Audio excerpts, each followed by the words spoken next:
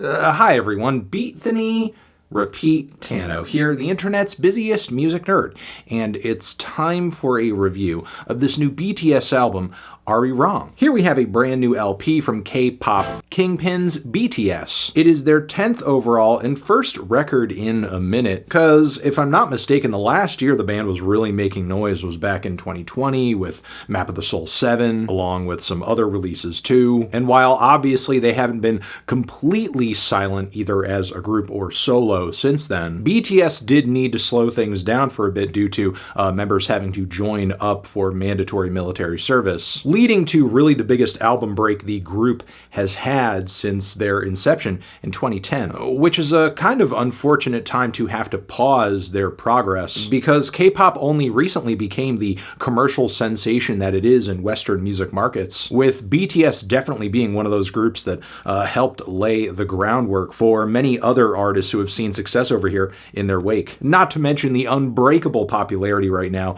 of K-pop Demon Hunters as a film, a soundtrack. So in several years, K-pop has gone from being this shiny, exciting new thing in our feeds all over the charts to this kind of inescapable known quantity. And considering that, along with BTS having to take a minute to really boot things up for another album, another era, it feels like it's kind of time to shake things up right now. And the group more or less forecasted a project that was going to present something different, given the sheer number of crossovers from a variety of different rap artists and producers, names like Diplo, JPEG Mafia, Mike Will Made It, Y2K, Flume, presuming we might be in for something hipper here, more alternative maybe? Or at the very least truer to the influences the group often borrows from hip-hop music and EDM. Even Kevin Parker of Tame Impala fame has a writer credit on Merrygoround, a track whose instrumental has a very Tame Impala Currents-esque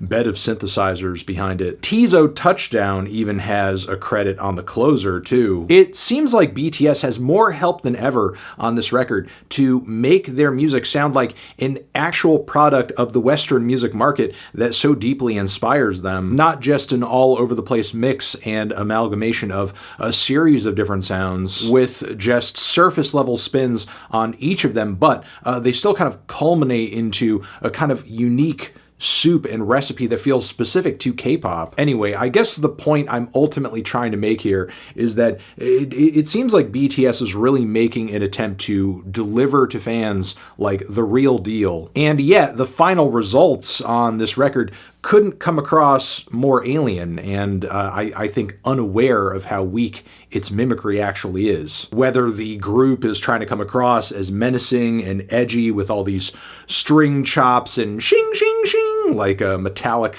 samples all over the beat to Hooligan, a track that also has these rhythmic ha ha ha ha ha ha ha laughs that are weirdly Joker coded, and very boring flows. Surprisingly, Rap Monsters delivered much more impassioned and exciting performances, not just on past BTS albums, but solo material too. And that's kind of the thing, like BTS provably can actually rap, but I feel like they're not pushing themselves on that front that hard with at least the bangers on this project. Not only that, but I feel like for the first time on this record, BTS is truly sounding behind the curve. As They Don't Know About Us is pretty much like a moody pop trap blend that hasn't sounded fresh or interesting since the mid-2010s. Then the closing track that I mentioned earlier has this absolutely grating blend of auto-tune vocal harmonies that are really like an auditory abortion. It sounds like the result of like the worst pop songwriting group session of all time, or like an Animal Collective vocal experiment that escaped the lab. And while yes, I know that K-pop long has been like this kind of combination of different genres and cultural popular music trends, the increase in English and AAVE bars combined with all of the dated instrumentals here, it makes so many songs on this record feel more like a very carefully groomed product as opposed to a genuine artistic expression. Like with the opening moments of the album, what you need, twin, awkward to say the least. And it's not like the experience of these songs smooths out that much more as they progress, whether it's Aliens or Faya, which is the track that has the JPEG Mafia credit. Both of these tracks have huge instrumentals, massive beats, big group vocals too, but nothing writing-wise that is all that compelling or memorable that would like connect it all together. Like aliens, aliens, or everything lit, it's fire, everything big, it's fire, everything lit, it's fire, everything big, it's fire, she wanna dance on fire. These are hooks. These are hooks. The song Swim is really like the first plainly respectable, chill, glossy pop tune on the entire project. Nothing weird or gimmicky going on. It may be kind of basic by BTS's usual standards, but it's at least palatable. Then Merry-Go-Round, that I mentioned earlier, is so similar aesthetically to not just mid-era Tame Impala, but also a lot of pop music out there loaded with analog synthesizers that has maybe a bit of a nostalgic flair. And frankly, given the saturation of stuff in this style right now, what BTS offers just doesn't really stand out all that much. The song Normal is a pretty dramatic one that continues the album's run of ballads. This one is more of a meditation on intense and mixed feelings around love and fame. We call this shit normal. And while it may be a little over the top, it is one of the more true and genuine expressions of emotion from the entire group on the record. But like Animals, weirdly to my ears, with its moody guitar chords and talk song vocals,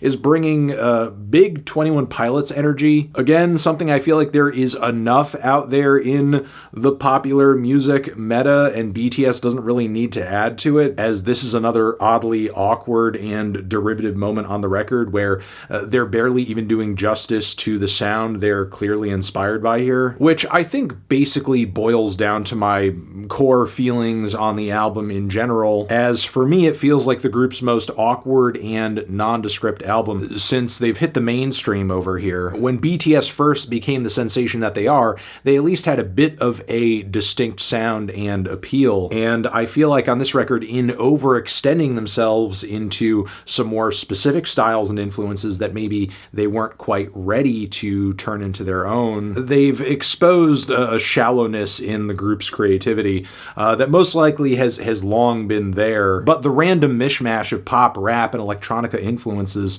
they were mostly dealing with before across variety-packed tracks didn't necessarily make that a distraction point, because super in-depth knowledge of these sounds wasn't required. Conversely, Arirang just feels so much more forced as well as out of touch, which is why I'm feeling about a strong 2 to a light 3 on this thing.